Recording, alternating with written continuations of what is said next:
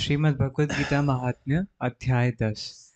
भगवान शिव ने कहा, मेरी प्रिय पार्वती, अब मैं आपको श्रीमद् भगवद गीता के 10वें अध्याय की महिमा के विषय में बताऊंगा, जो कि भगवान विष्णु द्वारा लक्ष्मी देवी को कही गई थी, जो स्वयं में ही आध्यात्मिक जगत में जाने की सीढ़ी है।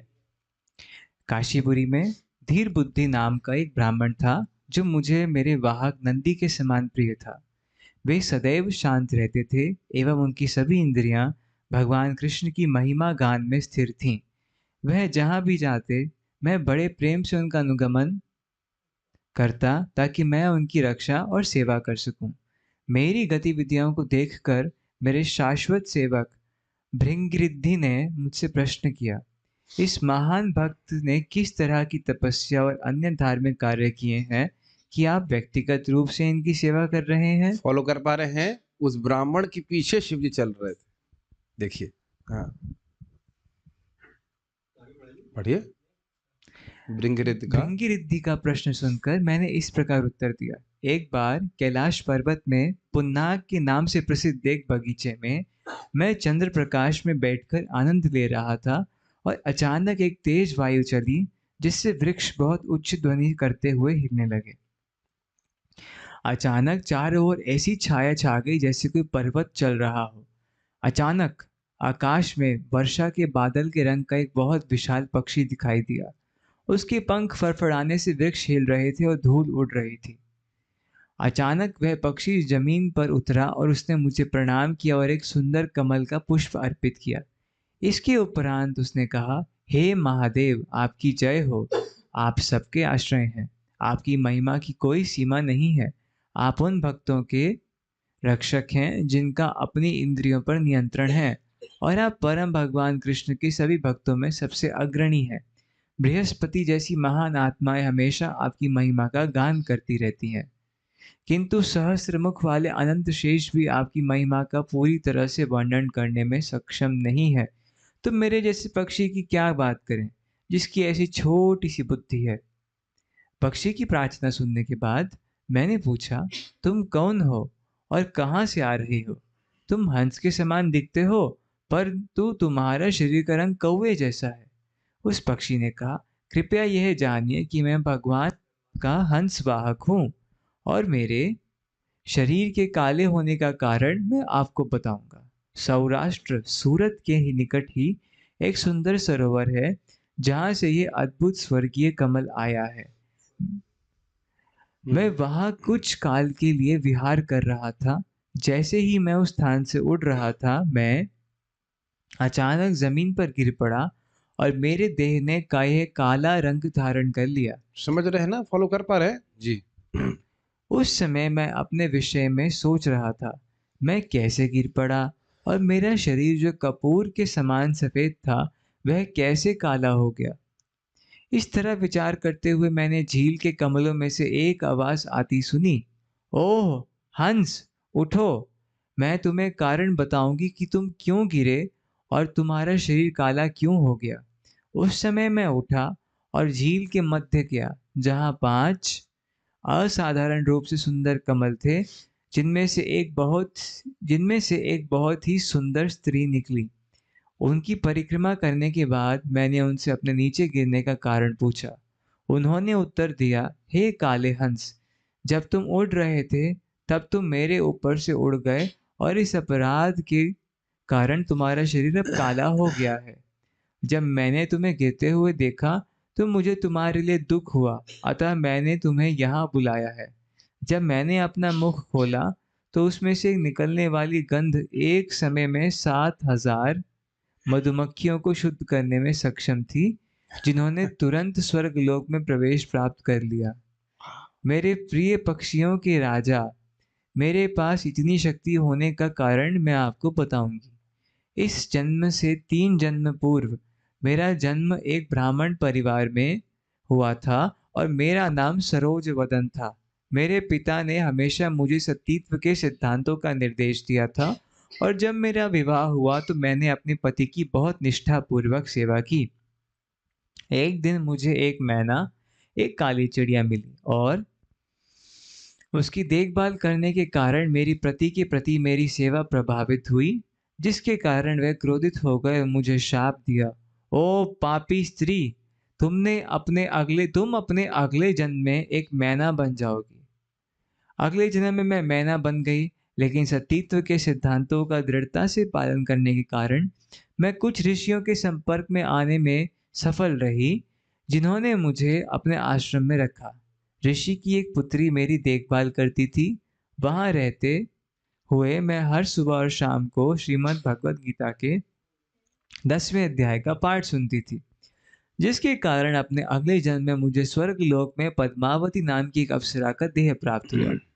एक दिन मैं पुष्प विमान में यात्रा कर रही थी, जब मैंने इस झील पर सुंदर कमल का फूल देखा। यहाँ आकर मैं झील के जल में विहार करने लगी। उसी समय दुर्वासा मुनि वहां आ पहुंचे और मुझे पूरी तरह से नग्न देखा। उनसे भयभीत होते हुए मैं तुरंत पांचों कमलों का रूप धारण कर लिया। मेरी दो भुजाएं दो कमल बन गई और मेरे दो पैर दो कमल हो गए। मेरा शेष शरीर पांचवा कमल बन गया। दुर्वासा मुनि की आंखों से मानो अग्नि निकली। हे पापिनी, तुम इस कमल पुष्प रूप में 100 वर्षों तक रहोगी। मुझे शाप देने के बाद वह तुरंत अंतर्ध्यान हो गए, लेकिन सौभाग्य से मैं भगवत गीता के 10वें अध्याय को स्मरण करने में सक्षम थी और आज मैं अभिशाप से मुक्त हो गई। तुम्हारे मेरे ऊपर से जाने से तुम भूमि पर गिर पड़े और तुम्हारा शरीर काला हो गया। लेकिन अगर आप मुझसे श्रीमद् भगवत गीता का 10वां अध्याय सुनते हैं, तो आप इस स्थिति से मुक्त हो सकेंगे। जब पद्मावती ने श्रीमद् भगवत गीता के 10वें अध्याय का पाठ पूरा कर लिया, तो वे वैकुंठ के लिए एक विमान से चली गईं। उसके बाद मैं यहाँ आया और उस सरोवर का ये सुंदर कमल आपको अर्पित किया। शिवजी ने कहा, उस काले हंस ने अपनी पूरी कथा करने के बाद तुरंत अपना शरीर त्याग दिया और ब्राह्मण परिवार में धीर बुद्धि के रूप में जन्म लिया, समझ में आया? जिन्होंने बचपन से ही श्रीमद् भगवत गीता के 10वें अध्याय का सदैव पाठ किया। और जो कोई भी उनसे उस पाठ को सुनेगा, उसे शंख और चक्र धारण करने वाले भगवान विष्णु के दर्शन प्राप्त होंगे। जो कोई भी उस पाठ को सुनेगा, चाहे वे पतित हो और नशे के प्रति आसक्त हो, या कोई ब्राह्मणों का हत्यारा भी क्यों ना हो, उसे शंख और चक्र धारण करने वाले भगवान विष्णु के दर्शन प्राप्त होंगे।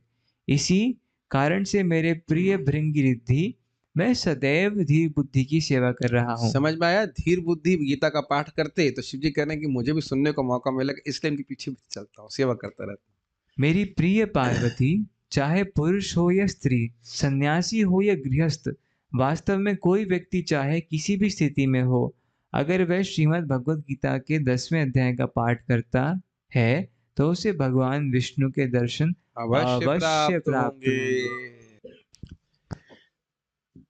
श्री भगवान वाचा, भूय एव महाबाहो शृणु मे परमं वचः, यत्तेऽहं प्रीयमाणाया वक्ष्यामि हितकाम्यया।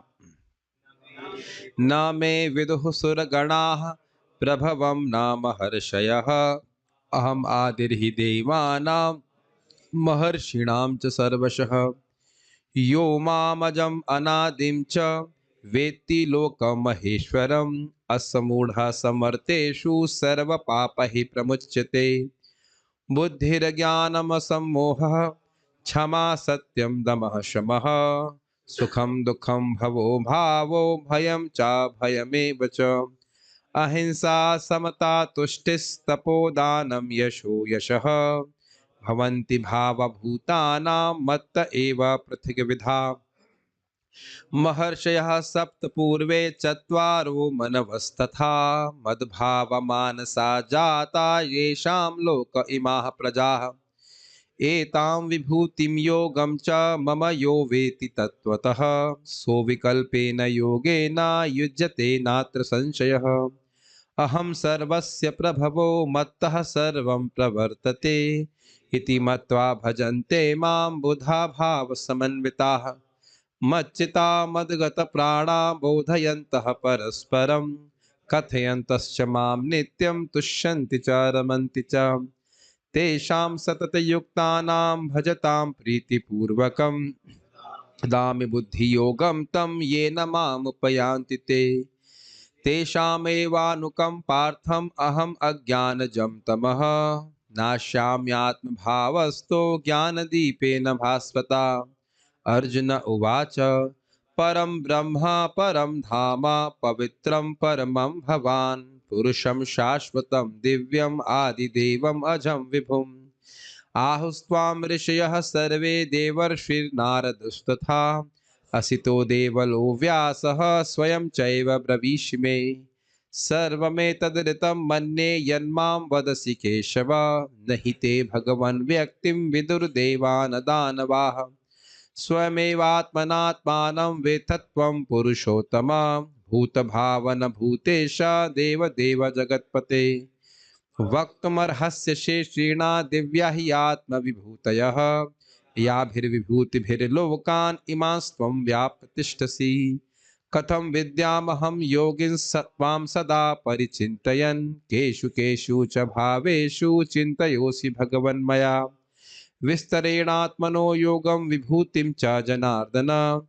भूयः कथ्य तृप्तिर्हि शृण्वतो नास्ति मे मृतम् श्रीभगवानुवाच हन्त ते कथयिष्यामि दिव्या हि आत्मविभूतयः प्राधान्यतः कुरु श्रेष्ठ नास्त्यन्तो विस्तरस्य मे अहमात्मा गुडाकेश सर्वभूताशयस्थितः अहमादिश्च मध्यं च भूतानामन्त एव च आदित्यानामहं विष्णुर्ज्योतिषां रविरंशुमान् मरीचिर्मरुतामस्मि नक्षत्राणामहं शशि वेदानां सामवेदोऽस्मि देवानामस्मि वासवः इन्द्रियाणां मनश्चास्मि भूतानामस्मि चेतना रुद्राणां शङ्करश्चास्मि वित्तेषो यक्षरक्षसां वसूनां पावकश्चास्मि मेरुः शिखिरिणामहं पुरोधसां च मुख्यं मां विद्धि पार्थ बृहस्पतिं सेनानीनाम् अहं स्कन्दः सरसामस्मि सागरः महर्षीणां भृगुरहं गिरामस्मेकमक्षरं यज्ञानां जपयज्ञोऽस्मि स्थावराणां हिमालयः अश्वत्थः सर्ववृक्षाणां देवर्षीणां च नारदः गन्धर्वाणां चित्ररथः सिद्धानां कपिलो मुनिः उच्छैश्रवसमश्वानां विद्धि मामृतोद्भवम् ऐरावतं गजेन्द्राणां नराणां च नराधिपम् आयुधानाम् अहं वज्रं धेनूनामस्मि कामधुक् प्रजनश्चास्मि कन्दर्पः सर्पाणामस्मि वासुकिः अनन्त चास्मि नागानां वर्णो यादसामहं पितॄणां मर्यमाश्चास्मि यमः संयमतामहं प्रह्लाद चास्मि दैत्यानां कालः कलयतामहं मृगाणां च मृगेन्द्रोऽहं वैनतेयश्च पक्षिणां पवनः पवतामस्मि रामः शस्त्रभृतामहं यशाणां मकरश्चास्मि स्रोतसामस्मि जाह्नवी सर्गाणामादिरन्तश्च मध्यं चैवाहमर्जुना अध्यात्मविद्याविद्यानां वादः प्रवदतामहम् अक्षराणामकारोऽस्मि द्वन्द्वः सामस्य कस्य च अहमेवाक्षयः कालो धाताहं विश्वतो मुखः मृत्युः सर्वहरश्चाहम् उद्भवश्च भविष्यतां कीर्तिः श्रीवाक्च नारीणां स्मृतिर्मेधा धृतिः क्षमा बृहत्सामा तथा साम्नां गायत्री छन्दसामहं मासानां मार्गशीर्षोऽहं ऋतूनां कुसुमाकरः द्यूतं छलयतामस्मि तेजस्तेजस्विनामहं जयोऽस्मि व्यवसायोऽस्मि सत्त्वं सत्त्ववतामहम् ऋषीणां वासुदेवोऽस्मि पाण्डवानां धनञ्जयः मुनीनामप्यहं व्यासः कवीनामुशना कविः दण्डो दमयतामस्मि नीतिरस्मि जिगीषितां मौनं चैवास्मि गुह्यानां ज्ञानं ज्ञानवतामहं